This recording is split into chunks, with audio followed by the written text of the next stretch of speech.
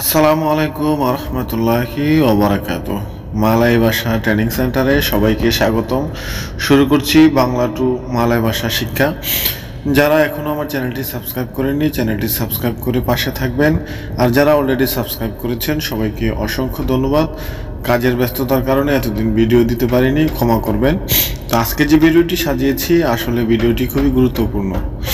দেখেন, আমরা অনেক সময় আমাদের যে দোষ বা ভুল আমরা জানি না, কিন্তু অনেকে আমাদেরকে অযথা দোষী করে। সেক্ষেত্রে আপনি যদি বলেন যে আমার দোষটা কি বা আমার ভুলটা কি, সেক্ষেত্রে আমরা জিজ্ঞাসা করব, এটা মালয়েশিয়ান ভাষায়, যে আপা ইয়াং সালা সায়া।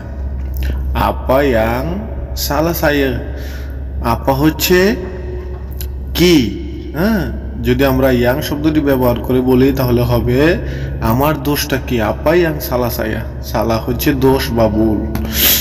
আমি কিছু করি নাই। আপনি যদি বলেন যে আমি কিছু করি নাই, সেক্ষেত্রে এটাকে মালয়েশিয়ান ভাষায় আমরা বলতে হবে যে saya tidak buat apa-apa, saya tidak buat apa-apa, আমি কিছু করি নাই, saya tidak buat apa-apa। ওকে, তারপর হচ্ছে আমি কিছু দেখি নাই, আমি কিছু দেখি নাই।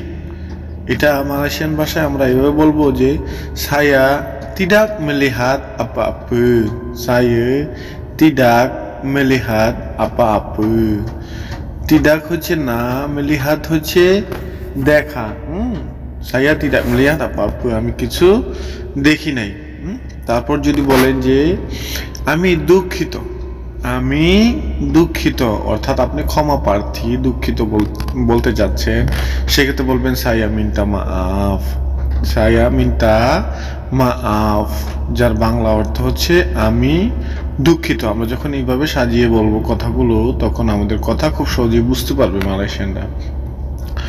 নির্বাচন করুন বা নির্বাচন করা, অর্থাৎ যেটাকে আমরা ইংলিশে চুজ বলি, এই চুজ করাকে মালয়েশিয়ান ভাষায় বলা হয় পিলিহ। পিলিহ, অনেকগুলো জিনিস থেকে একটা জিনিস নির্বাচন করা, অনেকগুলো বস্তু থেকে একটা বস্তু নির্বাচন করাকেই মালয়েশিয়ান ভাষায় বলা হয় পিলিহ।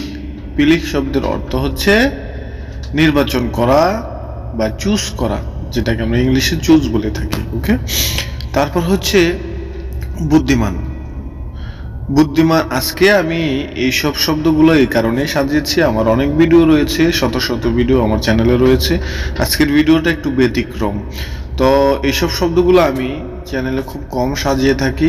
তো আজকের ভিডিওগুলো সচরাচর পুরান যারা আছেন, পুরাতনরাও শিখতে পারেন। বুদ্ধিমান শব্দের অর্থ হচ্ছে বিজাক পান্ডাই, বিজাক পান্ডাই, বিজাক পান্ডাই হচ্ছে বুদ্ধিমান। মনে রাখবেন। তারপর হচ্ছে সতর্ক হওয়া। সতর্ক হওয়া, আমরা অনেক সময় রিস্কের কাজ করে থাকি উপরে। তো যদি আপনার পার্টনার কাজ করে থাকে উপরে, আপনি নিচে থেকে তাকে সতর্ক বানিয়ে দিতে চাচ্ছেন যে সতর্ক হয়ে কাজ করুন, তাহলে কি বলবেন? করজা বার হাতি হাতি, করজা বার হাতি হাতি, অথবা হাতি হাতি বললেও হবে, সে বুঝে যাবে যে আপনি তাকে সতর্ক দিচ্ছেন। ওকে, সতর্ক বার্তা দিচ্ছেন। আপনি কি বলতে চান?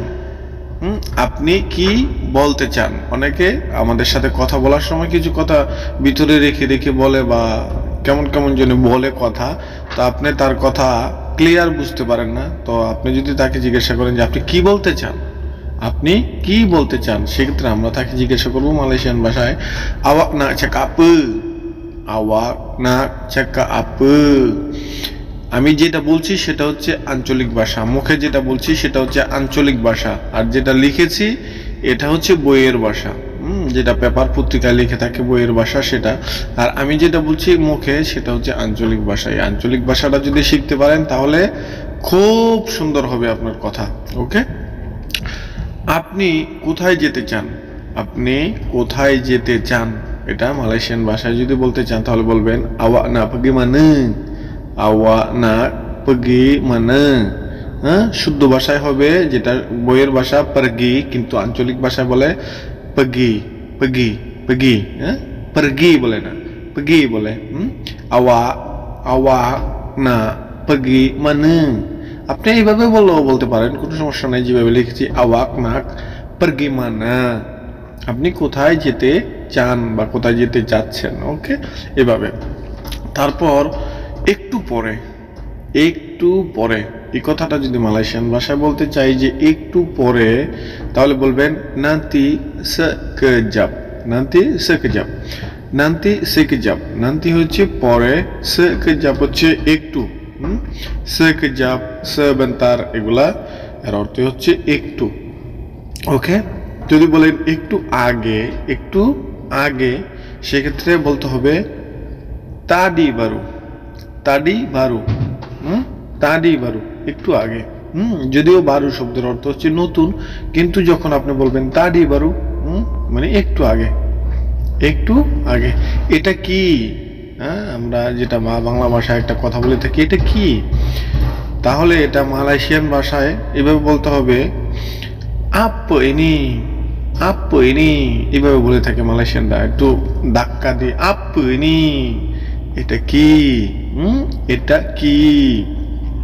যদি বলেন ওইটা কি, তাহলে বলবেন apa itu, ইনি হচ্ছে ইহা বা এটা, আর ওইটা হচ্ছে ইতু, ইতু, apa itu, ওইটা কি? apa ini, এটা কি? apa itu, ওইটা কি? এভাবে বলে থাকে মালয়েশিয়ানরা, ওকে। এভাবে যদি বলেন তাহলে আপনার কথা, মানে কথা একটা ব্র্যান্ড তৈরি হবে আপনার কথার ভিতরে, যেন তারা বুঝতে পারে যে আপনি অনেক পুরাতন।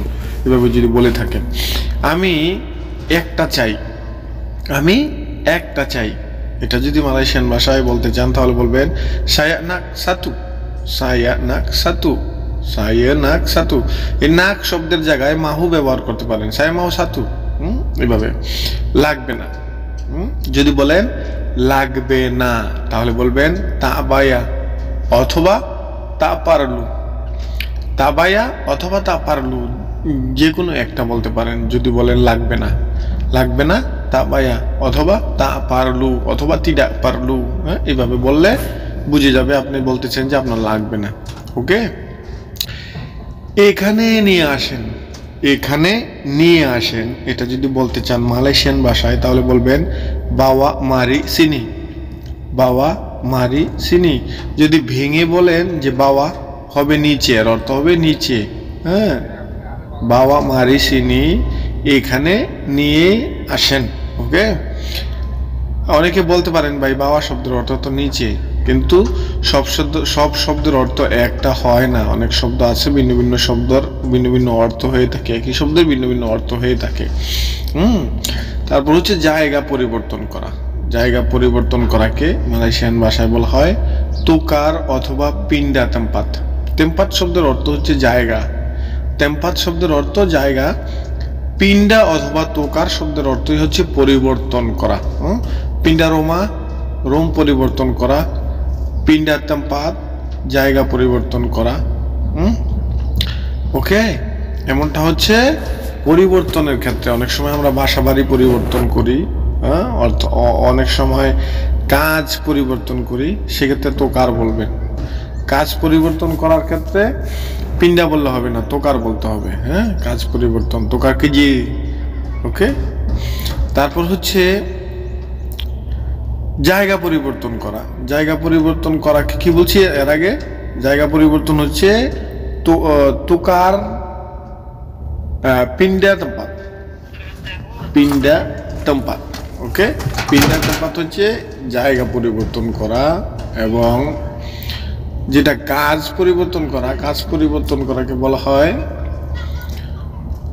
tukar kerja, tukar kerja, kerja হচ্ছে কাজ, tukar হচ্ছে পরিবর্তন করা, মনে রাখবেন। তো আজকের ভিডিওটি এখানে শেষ করছি। যে যেখান থেকে ভিডিওটি দেখেছেন অবশ্যই কমেন্টে জানিয়ে যাবেন, এবং ভিডিওটি কেমন লেগেছে তাও কমেন্টে জানিয়ে যাবেন। আশা করি আজকের ভিডিওটা যদি না টেনে দেখেন অনেক কিছু শিখতে পারবেন। ধন্যবাদ সবাইকে, ভালো থাকবেন, সুস্থ থাকবেন, আল্লাহ হাফেজ।